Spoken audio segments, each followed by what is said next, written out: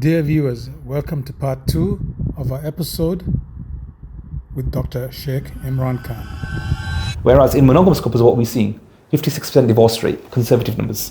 Mistrust. Yeah. Mistrust. Yeah. Infidelity is through the roof. They're doing it anyway. They're doing it anyway. They're doing it, but illegally. Or, illicitly. Yeah, right? illicitly. Yeah, exactly. You know, so they want what the polygamous couple already have. Yeah. So it's like we're trying to push the bar as far as we can in society to see how evil we can become.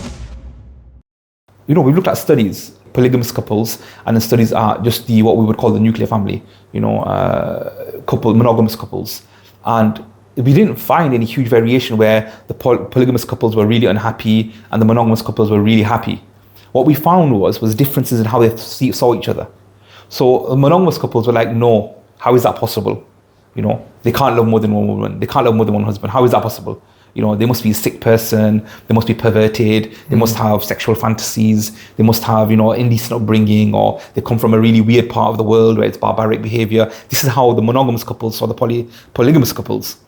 And often this was and again, the reply was beautiful. I loved how the polygamous couples kind of looked at this perspective. Their simple answer to this was, in fact, if anything, we feel that our relationships are healthier. Why? Because we're far more open. The integrity is higher. You know, the marriage in typical monogamous marriages, there's two main reasons for divorce. Two main reasons: money and infidelity. They're two main reasons. And I always say this to guys. I said, earning money is not haram, guys. Earn money. You know, and why? Because sometimes when you've got money in the bank, it makes things a lot easier. You know, typically the missus isn't complaining if you've got money in the bank. You know, but khair, that's a different subject. But in terms of this particular thing, going back to where men are more suited to this, to being polygamous. And then we asked these monogamous couples about these polygamous couples, and they said, they were like, they described them in a very negative light. The polygamous couples then came back and said, in fact, we feel there's more integrity in our relationships. We're open about our practice. We can communicate a lot better, and we are just as happy, and we don't have the same issues. Whereas in monogamous couples, what we're seeing, 56% divorce rate, conservative numbers. Mistrust. Yeah. Mistrust. Yeah. Infidelity is through the roof. They're doing it anyway.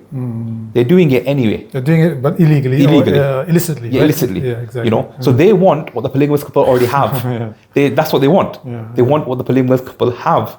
But because of, I would say, forced monogamy, institutional monogamy that we have in the Western nations, and now unfortunately it's affecting our nations as well.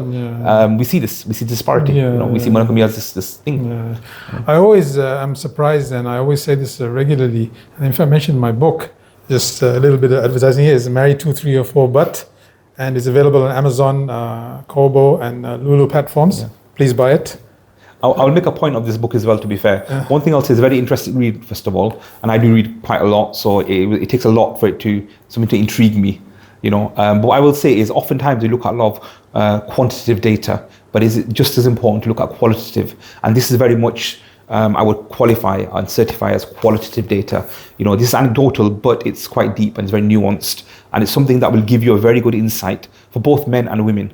So I would really highly recommend sisters reading this as well, because the insights that you'll get are going to be invaluable. And for the brothers, again, very much so. It's not a guide to learn how to become polygamous, but it very much is I would say, a warning and a way to kind of work around the potential, minefield that is polygamy.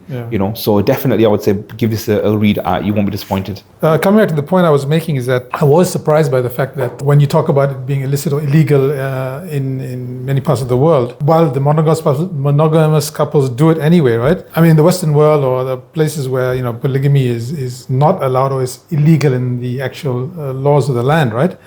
It always surprises me that, a man could potentially have one wife and 3 girlfriends or 4 girlfriends, right? And have them in the same setting, right? However, because they're not called wives, he's doing something okay, but as soon as they become wives, it becomes an illegal. It just it doesn't make sense to me. It doesn't make, one of the most interesting things about this, what I call forced monogamy, is no one ever questions the contract of a marriage. And people talk about love and this person's my person forever now, and I'd pick her over 1 billion people, and we're in it for life now, and they talk about all this, they talk more about the cake and the wedding than they do with the actual marriage contract. And what they don't realize that this contract that they're going into is probably going to be the most significant contract of their life, even from a legal standpoint. one of the reasons, monogamy was so enforced, especially during this Victorian era, this is when it became really kind of prolific, and no, we need monogamy, was because what we needed women at home, and we needed, because the industrial revolution was happening, we needed guys out there working full time. We didn't have the luxury for them to be finding multiple partners, doing business, becoming successful. We saw the real rise of serious capitalism, of industrialism, and we realized that, we need a workforce, and a workforce that is as free as polygamy is, or polygyny is, where we see men who are typically polygamous tend to be able to be a bit more savvy with their time. You have to be. If you're successfully polygamous, you'll know yourself. Exactly. You have to have great time management skills. Typically, you're not going to be the sort of person that is a normal 9 to 5. It's probably almost impossible, I would say, from a logistical point of view, for most parts of the world, for you to be in a typical 9 to 5 job, unless it's a very high-powered CEO level job, and not have a really good source of income, and then try and be polygynous. Yeah. Because it's simply unaffordable. Yes. Even the most basic wage, you can't split it over 3 or 4 or 2 even. Right, It's difficult. And then that brings its own level of stress. Exactly. So this was the whole point of making it socially unacceptable, because we want to be able to control the finances, we want to be able to control their time. They belong to us now. They belong to us. Oftentimes I describe it as modern day slavery. Why? Because look at society, and it's very interesting. There was a really lovely kind of, best way to kind of an analogy explained. So he said, when we had slaves, we took the slaves, and what did we have to feed them? We had to house them. We had to, give them transport, but they work for free. We owned them. And then we said, we're freeing you. We said, you're free now. Yeah, alhamdulillah, we're free. And then we said, okay, but because you're free now, there's a whole bunch of jobs available. There's a whole big backlog of jobs now, because we can pay you for these jobs. Okay, great, you're going to pay us. How much are you going to pay us? Well, you need somewhere to live, yeah? Yeah, we need somewhere to live. And you need to eat. Yeah, we need to eat. How much is it going to cost? It costs about £10 a week. Okay, so we'll pay you £10 a week. Is that okay? Khalas. The capitalists never lost anything. We simply optionally became slaves. We volunteered to become slaves. Right. And this is the economy, and this is the society that the higher ups, for want of a better, sounds conspiratorial, but the higher ups want us to adopt. And monogamy very much suits that. How does this suit that? I mean, because again, you're limited with your time. Okay. When you're in this capitalist society, you're not thinking about other things. You're thinking of work, home, and homework. That's all you're thinking. You raise a nuclear family. It's you, your 3 kids, and that's it. There's no real chance of creating what because a tribal environment. You're branching out. Someone that has 1, 2, 3 wives, has several children from them, he has branches, he has arms, he has strength. He has this clan environment almost. I've got 2 sons that can run to me. And my daughter, if I had another 2 sons, I've got 6 sons that can now involve, bring them all together. Look at the connections that you've made, the networking. Oftentimes, if you look at, again, high-level polygynous marriages, especially amongst kind of princes and kings and, CEOs and these higher-level people, what we tend to saw was the marriages were happening because it wasn't just a physical thing, it wasn't just a love thing. These were contracts being made to help society grow. Rasulullah married several times. It was to do with creating stronger bonds within his own ties. But he married Hafsa to increase his link with Hazrat Umar, and when he married Aisha, again it was to increase his link with Abu Bakr Siddiq. These things were done not just because of, okay, I know this guy, I trust him, he's a known person, he's a trustworthy person, I'd like to give him my daughter. But beyond that, it was creating the right network and right relationships. And we've lost that now. Society is all about individualism. We're not looking at society as a whole. And what we find is previously polygamy was kind of, I wouldn't say exclusive to the elites, but you had to be a certain type of man to be polygynous. When you say previously, how far are you talking about? Less than 100 years ago. Okay. This has only become an issue in the last 100 years.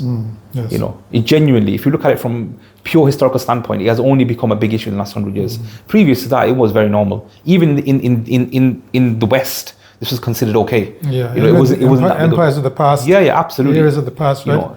In fact, one of the things that I want to address here is the aspect of polygyny in the past and polygyny now, because biologically, I suppose, and you can correct me if I'm wrong, men have always been the same, right? I would say so. Yeah. There's no for the most real part. difference, right? Yeah, for the most part, yeah. Although you alluded to it to some degree, right? One of the things I did in my research when I was looking at the history of polygamy, I found that basically all societies did it in every religion. And we also discussed this in the past that, Islam did not have, it was not the case that men were marrying one woman and then Islam came and said, okay, everybody started marrying four. There were many more than that. Islam restricted four, and actually is I think the only religion that says marry one if you can't be equitable. We restricted it. We restricted it. People think we think, in Islam we restricted polygamy. Because it was happening all over the world. It's happening everywhere, So why do you think the taboo has for centuries and I'm probably talking about thousands of years, right? Millions. I mean, as long as humans have been on the planet. Right? The one consistent thing has been, again, going back to that basic, the drive to reproduce. Yeah. And the capability has always been with the man. Right. The man has been given certain capabilities, and the woman's always been, her capabilities are limited. She has 9 months that she can bear a child, and then she's limited for them 9 months. The man isn't restricted in the same way. One of the things that I experienced in my youth, boys were treated with a little bit more respect. They were given some kind of a macho status when they would have, say, more than one girlfriend, or they would be, seen with many different girls. Stud, that type of thing. But this was not the case with the girls, right? And if they were the other S word, they would be, considered, loose women as well. I mean, is there a biological relationship here? I think I wouldn't go as far as biological, but I would stay instinctive. Okay. What we're seeing now is we're seeing the end product of feminism, really. Where being a loose woman or being someone that is an OnlyFans model, or even if you're a porn star, like these categories are no longer considered unethical or shameful. They're considered kind of almost now, they're making money. It's their independence. It's their body. Let them do what they want with their body. And this is what we're seeing now. And there's all bars. There's all the things have been removed. And then from this movement, the serious feminist movement, we then saw the rise of LGBTQ. And then that exploded. And it's the last 5 years, I'd say it's been huge. People have been talking about it non-stop. But then what has that led to? So we've had feminism, okay? So we had rights for women in the West. By the way, I'll very clarify this. When we say rights for women, our women always had rights. Muslim women had rights to everything. We could literally buy property. Our women could, do business. Our women could do whatever they wanted, essentially. When we say women had rights and they had status in Islam, they always had that. The West, this was not existent. I mean, they didn't have rights to vote. They couldn't buy a property. I think until about 150 years ago. Very recently, very recently, and so on and so forth. So when we say rights, I'm speaking for women specifically in the West. They were suddenly given these rights by feminists. Okay, the rights have happened, great. What next? This then led to this real loose environment. Suddenly, kind of, we can dress how we want, do what we want. I mean, previous to this, women were covering in the UK. Yes. They were dressed like, I saw some videos of that. They were dressed modestly, hair would be covered. To show your ankles would be considered immodest. SubhanAllah. And this is real British culture. This is true British culture. Right. And we saw much more civility in those times. And then if you think about that time, as terrible as it was for us in the South Asian continent, they were an empire at the time. When they were living like civilized people, as much as their thought process was twisted and evil at the governmental level, the people were living a certain civilized way of living. And because of that, what we saw them develop an empire. Now look at them.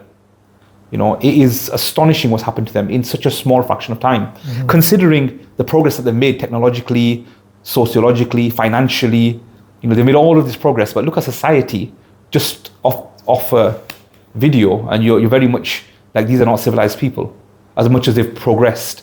So women suddenly became very loose. We saw this whole thing of, women being out in public and, taking more masculine roles. Then we saw another odd thing happening. We saw masculinity dying out. We saw the lack of men being men. Again, because I would say more so because of this industrial revolution that we saw, where it was forcing men to suddenly spend all of their time on if you look at these miners and these people that are working in textile mills and these people that were working like these very tough kind of 6 days a week, 1 day off jobs, they didn't really have time to develop any of those skills as men. What were they doing? They had to go straight into the mines at age 10, at age 11, young ages, formative years, so there was a lack of education for men. And again, I'm talking about the West, not our people. Our people were we were like men. You know, if you read about the Pindari people in Punjab in those times, like the kind of values that they had and the way they learned to fight at a young age and the education that they had as well. I mean, these were guys that were coming over here and then like attending the universities here of the education that they received in those areas in India, you know, Hindustan at the time. So when I'm talking about men, again, not being men, I'm talking about this region of the world. So they lost this masculinity, you know, and then we forced onto these monogamous relationships. Now they're tied to this one thing. Everything is restricted for them and they're losing the masculinity. Women are becoming more and more masculine. Then we saw this openness of LGBT, really, or LGB to start with, lesbians and gays. Then we saw LGBTQ more recently exploding. Now, and this is something that scared me, and I predicted this a few years ago. I said, watch, they will try and normalize this. Now they are looking at pedophiles as, oh, it's not their fault. Yeah, but they are saying things like we shouldn't call them pedophiles. We should call them minor attracted individuals. You know, this is what we're seeing now. So it's like we're trying to push the bar as far as we can in society to see how evil we can become. You know, the depravity. Deviance. Yeah, the deviance. The depravity has no limits now for them. You know, they're taking it further and further. So going back to the whole polygamy thing, this is something that, again, it would take real men to do, I suppose. Well, my dear viewers, that was the second part of our podcast with Dr. Sheikh Imran Khan. Hope you enjoyed it. Stay tuned for the third and final part coming to you shortly.